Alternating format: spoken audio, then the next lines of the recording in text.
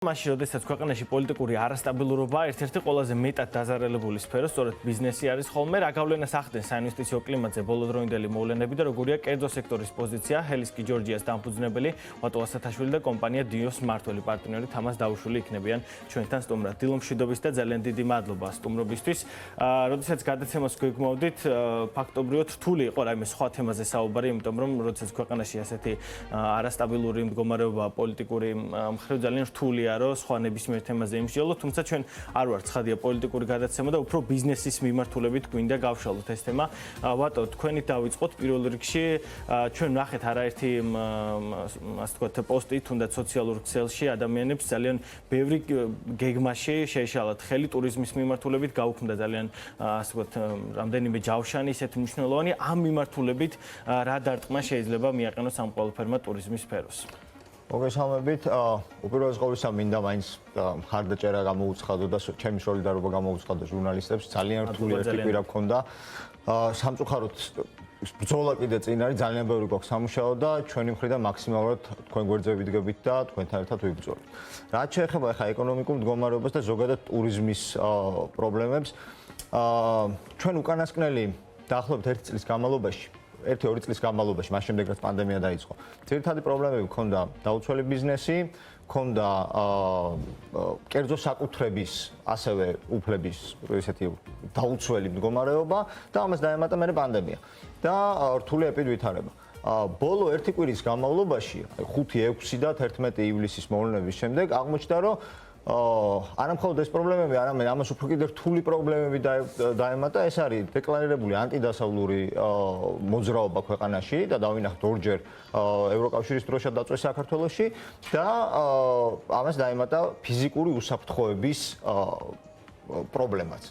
ახლა ჩვენი სპეციფიკიდან გამომდინარე, ჩვენ 10 წელია დაახლოებით ამ მიმართულებით მუშაობთ და ჩვენი პროდუქტის ღირებულება, ჩვენი მომსახურების ღირებულება, საკმაოდ ძვირად ღირებული მომსახურება, ექსკლუზიური მომსახურებას თავაზობთ. მერყეობდა დაახლოებით 4-5,000 ევროდან 15,000 ევრომდე ინდივიდუალური პროდუქტის შემთხვევაში. და აბსოლუტური უმრავლესობა ჩვენი მომხმარებლის იყო და არის და ასევე იქნება უცხო ქვეყნის მოქალაქეები. ანუ ჩვენი კლიენტების უმრავლესობა იყო აი თურნავას რო უყარს იმას ხარისხიან ტურისტებს რო ეძახის, აი დაახლოებით ხარჯულუნარიანი კლიენტი და ჩვენი მიდგომაც იყო ის რომ ჩვენ ამ კლიენტებს უყურებდით როგორც პოტენციურ ინვესტორებს. ანუ ჩემი და ჩემი გუნდის მთავარი მიზანი იყო ამ ხალხისთვის გვეჩვენებინა ქვეყანა საუკეთესო მხრიდან იმისათვის რომ ამ ხალხს შემდეგ უკვე მომავალში შეძლებოდა ქვეყანაში ინვესტირება. ანუ ეს იყო და ეს არის ჩვენი მთავარი მიზანი.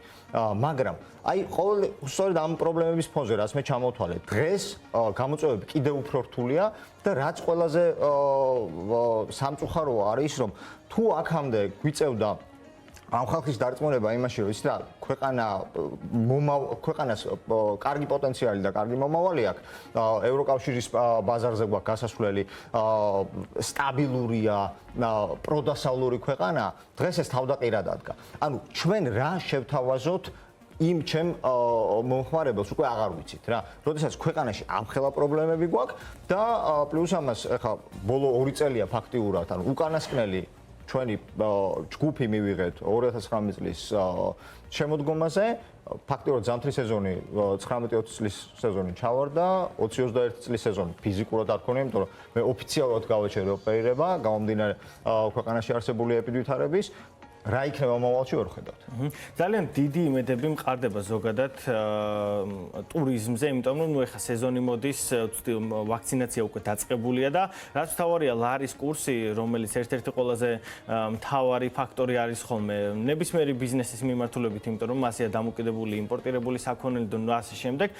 ტურიზმი იყო ერთ-ერთი მთავარი იმედი, რომელსაც უნდა გაემყარებინა ლარი. ამ მიმართულებით რა მოლოდინები შეიძლება გქონდეს ზაფხულთან, რომელიც უკვე ფაქტია დადგა, ხომ არ შეიძლება ამ მიმართულებით გეგმები უფრო უარესობისკენ, იმიტომ რომ კიდევ ერთხელ ვამბობ, არაერთმა ადამიანმა დაწერა სოციალურ ქსელში, რომ გაუქმდათ ჯავშნები, იმიტომ რომ ტურისტებმა მიწერეს, რომ გარკვეულ საფრთხეს ხედავდნენ ისინი საქართველოში. გაუქმების ტენდენცია გრძელდება.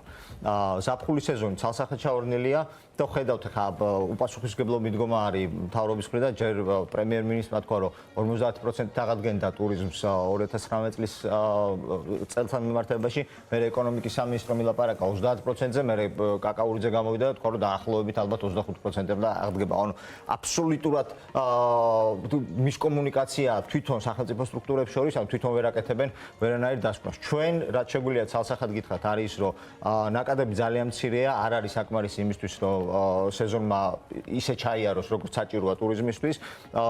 კომპანიების, გაკოტრებული კომპანიების რაოდენობა კიდევ უფრო გაიზრდება და ეს ოფიციალურად გახდება ცნობილი მიმდინარე წლის ბოლოსთვის, იმიტომ რომ ძალიან ბევრი კომპანია ხა ცდილობს რომ თავი შეიკავოს.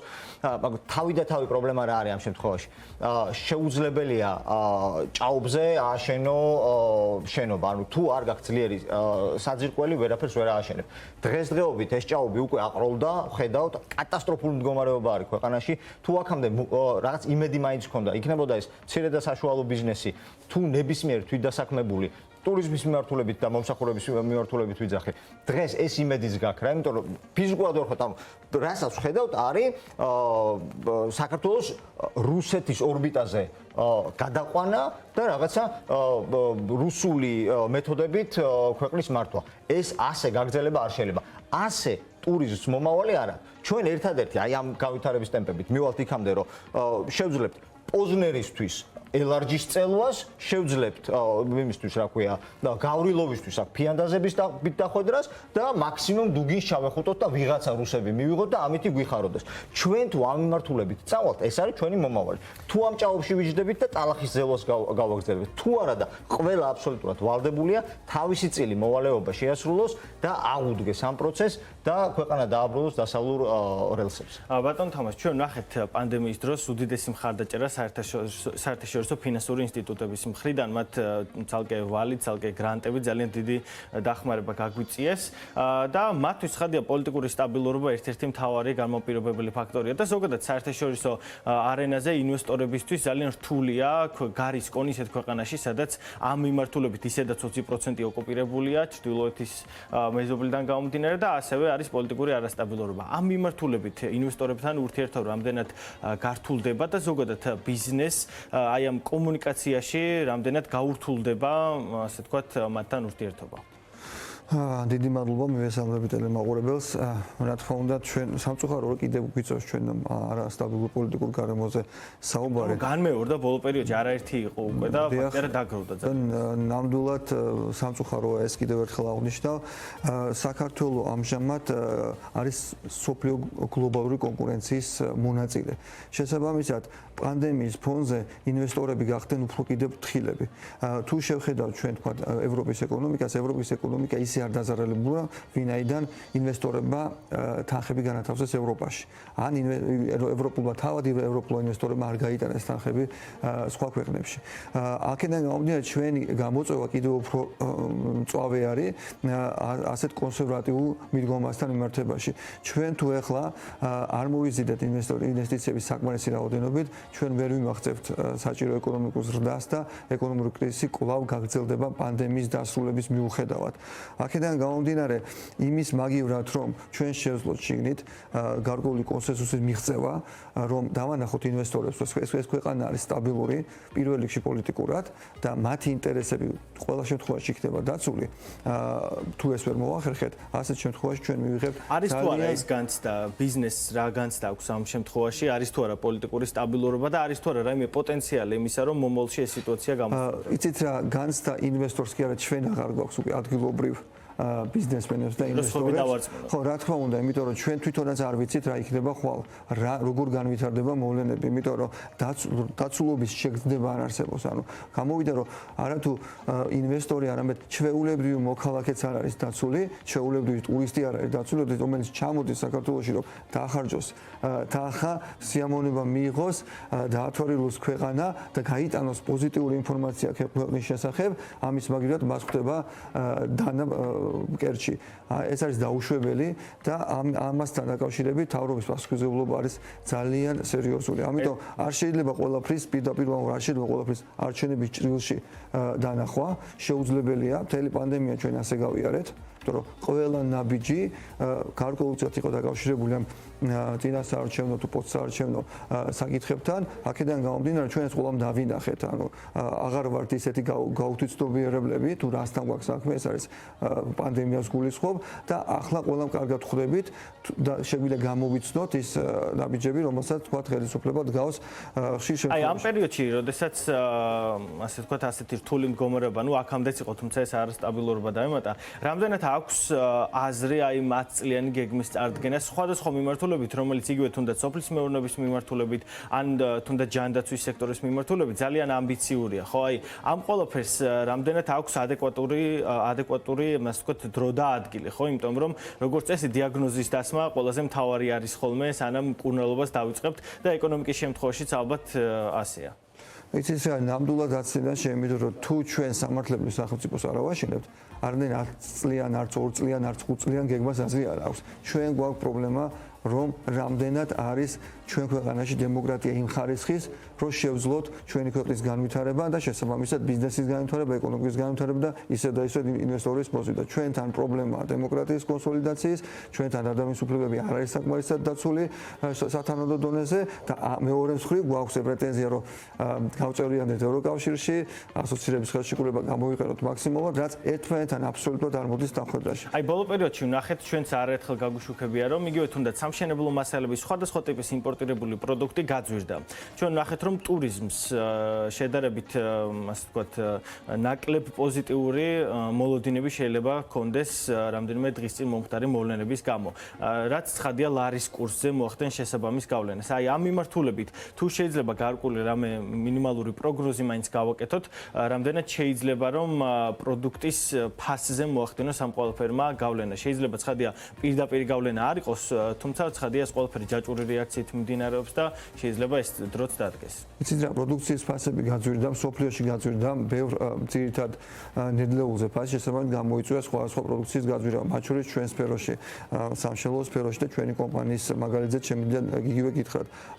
ამის ფონზე ძალიან დიდი მნიშვნელობა აქვს, რა თქმა უნდა, ლარის სტაბილურობას და გამყარებას პირიქით, მაგრამ იქიდან გამომდინარე, რომ ლარის კურსი დამოკიდებულია უცხოეთიდან შემოსულ ვალუტაზე, ხო და მათ შორის ინვესტიციებზე ეს ერთი მთავარი ფაქტორია, ხო?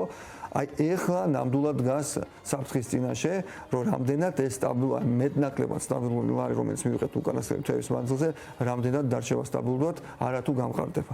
აქედან გამომდინარე კიდევ ერთხელ ვამბობ, რომ ვისაც ხელეწიფება ამ ქვეყანაში პოლიტიკური გაწოდების მიღება, მათ ძალიან კარგად უნდა გაიაზრონ თუ რასთან გვაქვს საქმე. ეს არის ქვეყნის უსაფრთხოება, ქვეყნის ეკონომიკა, ქვეყნის კეთილდღეობა და არ შეიძლება ეს ყველაფერი შეეწიროს კიდევ ხელისუფლების წარმომადგენლებმაც ხშირად აღნიშნეს, რომ აქვს ქვეყანას შანსი, რომ ორნიშნა ეკონომიკური ზრდა დააფიქსიროს, თუმცა მათ ცხადია, ასე ვთქვათ, სხვადასხვა ძალები დაადანიშნულეს ამ ყველაფრის შეშლაში. ასე რომ თავადაც ხვდებიან ალბათ, რომ ძალიან რთული იქნება მაღალი ეკონომიკური ზრდის მიღწევა და ზოგადად განვითარება, როდესაც ქვეყანაში ასეთი არასტაბილური მდგომარეობაა. სამწუხაროდ აღარ გრჩება ბევრი დრო სასაუბროთ, უნდა დაგემშვიდობა, თუმცა ძალიან საინტერესო საუბარი შედგა და დარწმუნებული ვარ და დიდი იმედი გვაქვს ყველას ალბათ, რომ შედარებით დამშვიდდება სიტუაცია და ისე წავა, როგორც ასე ვთქვათ, ამ ყველაფერს საქართველოს მოქალაქეები გადაწყვეტენ. ნახოთ, დავუკვირდებით ცხადია მოვლენებს და შემდეგომ ალბათ კიდევ იქნება ძალიან ბევრი საინტერესო საკითხი განსახილველი. მე მაყურებელს შევახსენებ, რომ